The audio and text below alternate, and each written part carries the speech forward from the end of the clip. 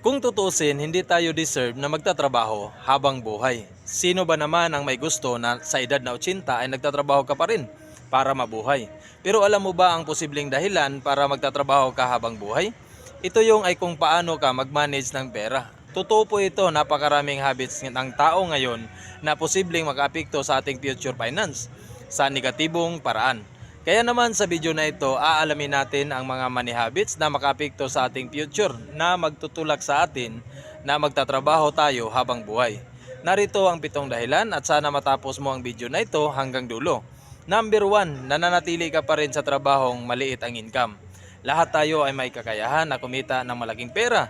So ngayon, bakit mo pinapahirapan ang iyong sarili sa trabaho na kulang naman para matugunan ang pangangailangan ng iyong pamilya o ang iyong sarili? Sa halip na nagtsatsaga ka sa iyong trabaho na mababa lamang ang sweldo, bakit hindi mo subukang matuto ng mga bagong skills tulad ng pagiging international language translator na sa ngayon isa sa mga matataas na sahod sa Pilipinas at ihanda ang iyong sarili sa mga bagong opportunity.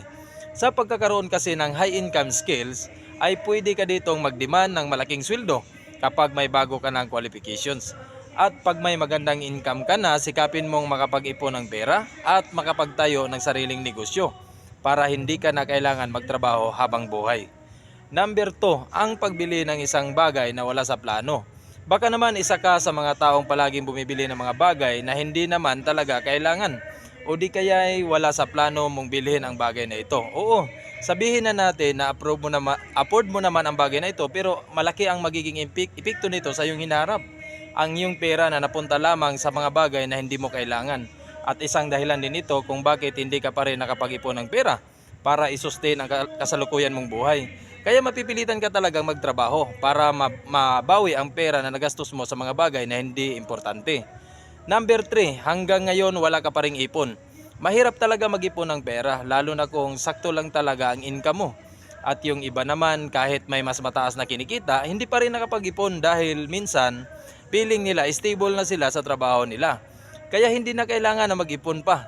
Pero ang problema, hindi ka aware na may posibilidad na matanggal ka sa trabaho mo. O di kaya ay darating talaga ang araw na hindi mo na kaya magtrabaho. Ang pagtatabi ng pera, mapa-savings man o emergency fund ay isang paghahanda ito sa isang problema sa hinarap. Sabihin na natin na nawalan ka bigla ng trabaho.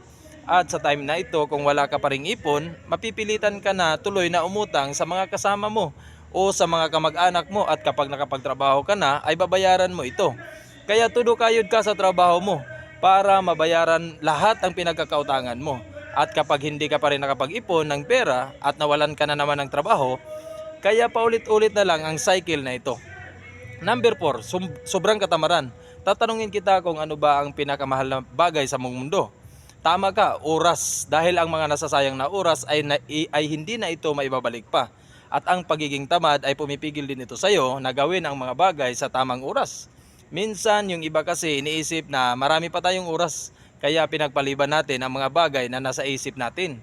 Dahil akala natin, hindi naman importante, ngunit ito pala ang mga opportunity na minsan lang dumadating sa buhay natin. Number 5, lifestyle inflation. Karamihan sa atin kapag nakakita na ng trabaho na mas malaki ang sweldo, ay lumalaki na rin ang gastos. Napapansin nyo ba na maraming dating artista na mayayaman noon pero naghihirap na ngayon? Ang dahilan nito ay lifestyle inflation. Nangyayari ang mga ito kapag lumalaki ang gastos mo kasabay ng paglaki ng income mo. Oo, normal lang na itaas mo rin ang iyong standard of living mo kapag kumikita ka ng mas maraming pera. Ngunit ang kayamanan ay nabubuo kung hindi sa magkano ang kaya mong kitain, kundi ang kaya mong itabi o i-invest. Kaya habang tumataas ang income mo, dapat limitahan mo pa rin ang gastos mo. Number 6, umasa ka pa rin sa himala. Kapag nakaranas ka na ng paghihirap lalo na sa finances, sabihin na natin na natural lang na mananalangin ka na may himala o may sasagip sa iyo. Pero ang katotohanan ay hindi ito mangyayari. Hindi din naman basta-basta ang mananalo sa loto o pamanahan ka ng yaman na galing sa isang malayong kamag-anak.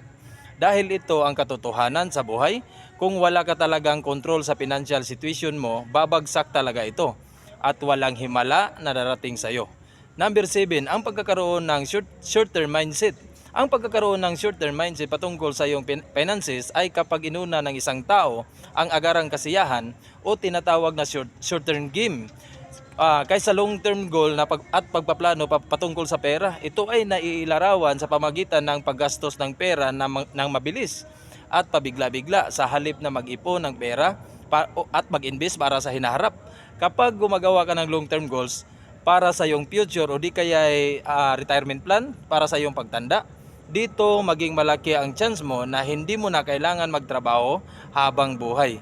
At dito ko na lang tatapusin ang video na ito. Sana maging matagumpay tayo. Hanggang sa susunod na pagkikita, paalam.